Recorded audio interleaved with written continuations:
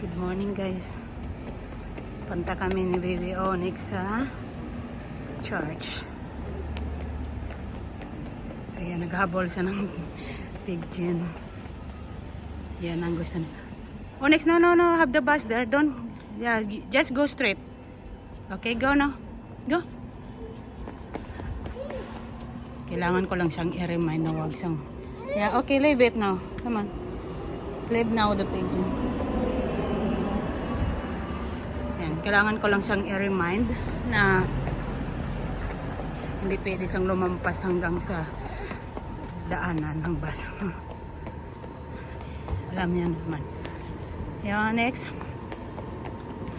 Ayan.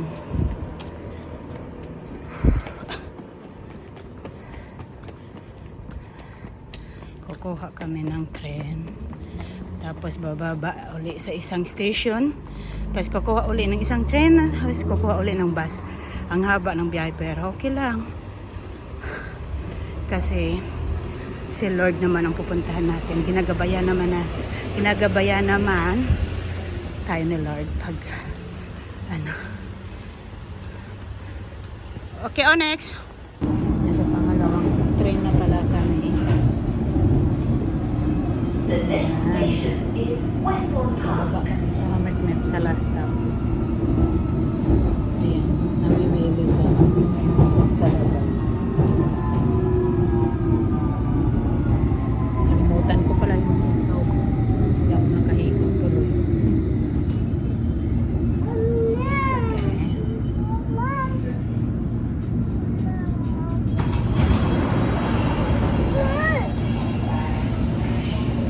This is Westbourne Park. Dito na po kami sa church, guys. Ayan. Lalakad na kami ni Onyx papunta sa church. Pero dito na, malapit na kami. Ayan na, abot na ang building.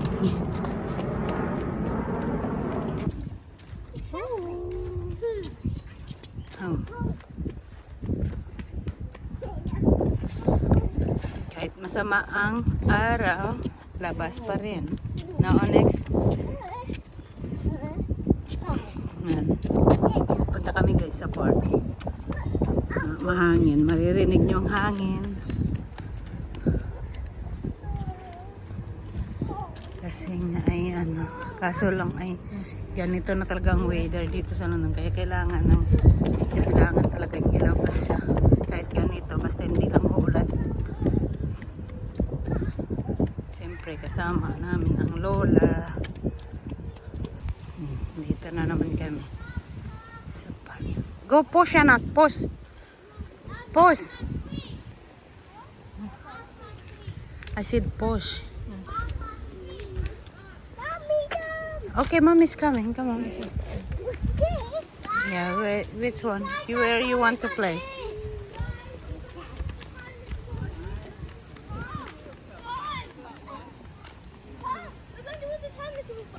Ayan na naman. Tulak na naman tayo.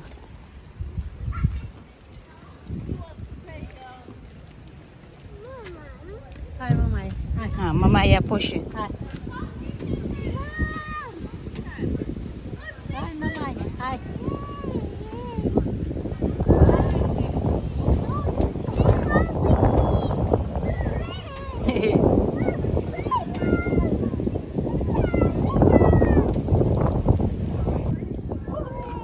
Gusto ng lola kasi siya ang maglaro ng apo niya kasi next week uwi na yan siya.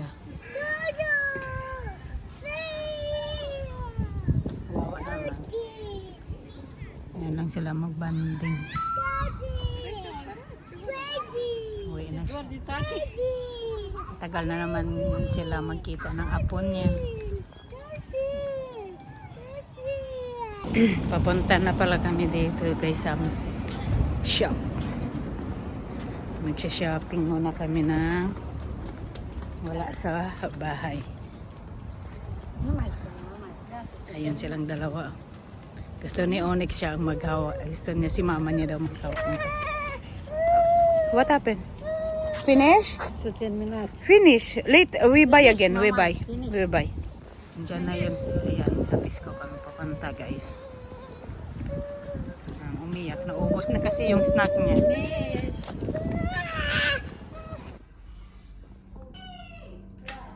Dito na kami sa bahay. Tapos na kami nag-grocery. Ipapakita ko sa inyo guys kung ano yung pinamili namin. Dito ko ilagay. Ito lang po yung pinamalingki namin.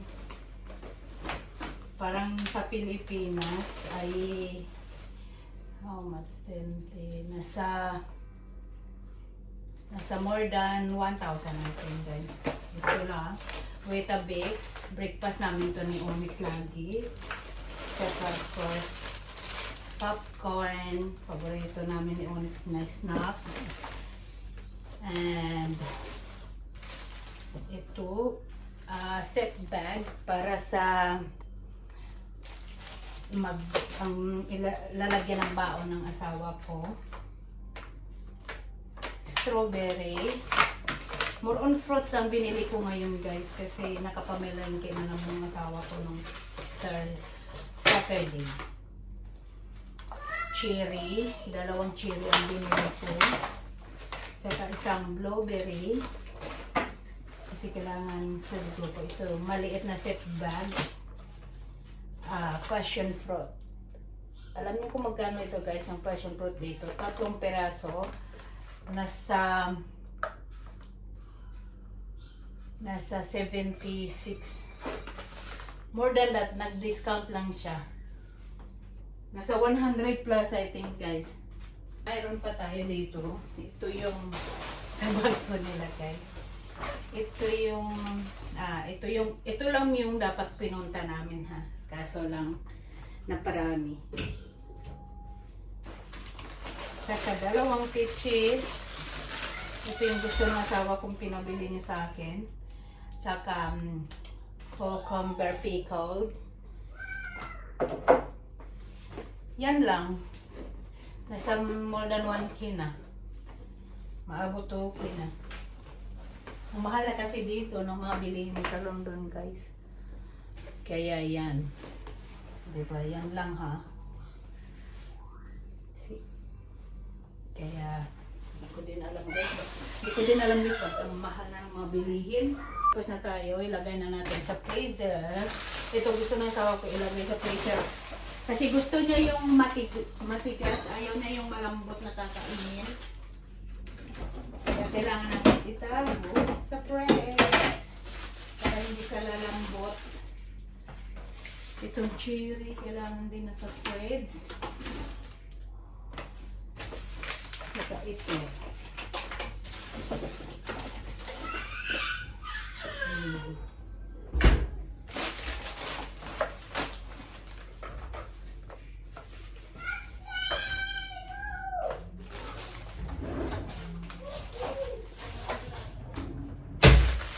Saka itong breakfast.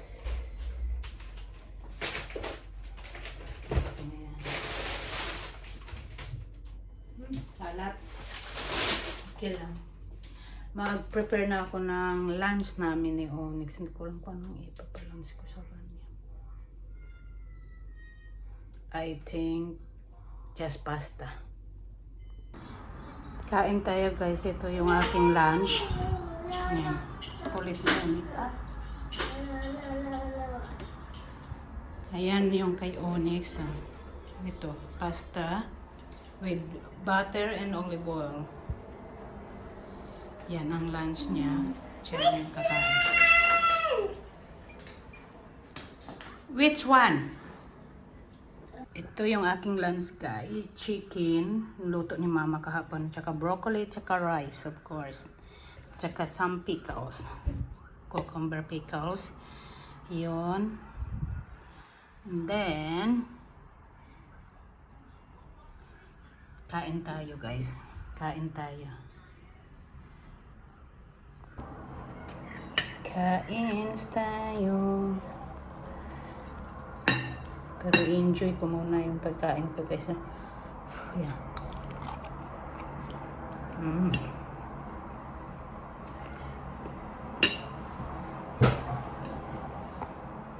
Good afternoon guys. Kagigising lang ni Onyx. Ayan, nagtago.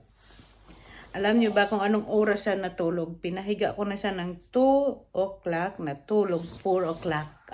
Napagod ako na tulog. Kung hindi ko pa siya pinapa ng 4 o'clock, hindi pa siya natulog guys. Ay, sorry. Nakong bata na to. Ayaw niya.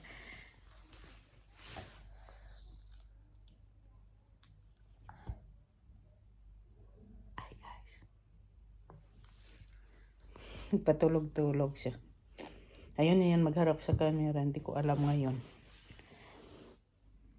Kaya, ayun guys, mag-prepare na ako ng dinner. Kasi, anong oras na? Mga 5:30. Gusto kong kumain ng maaga pa kasi para matutunaw yung kinain ko, no? Kasi pag magkain ka ng late, nako, tataba lang ng tataba. Kaya, prepare muna ako ng dinner. Mga leftover lang naman na food ang kakainin ko doon, guys. Yung mga niluto ni mama. Or may isda pa ako doon. Yun ang kakainin ko. Luto lang ako ng rice. Okay, guys.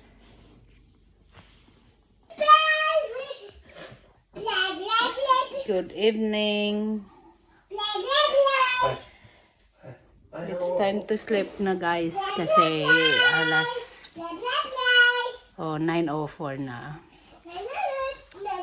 Pinapalitan na si Onyx kasi matutulog na kami. Yan na siya. Sobrang hyper. Hyper pa sa kalabaw. Oh.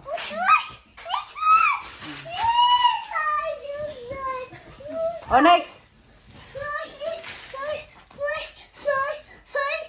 Oh, where's your clothes? Oh no. Oh, no clothes.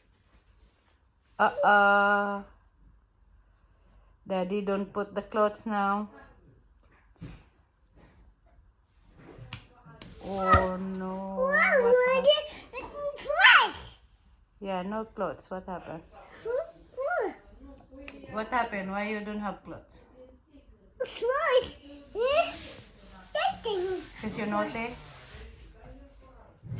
Oh. It's not there. Second drawer, yes. So, get your clothes there. Rosendo. Yes. Bring here. Okay. I think put the t-shirt on because it's cold in the night. Not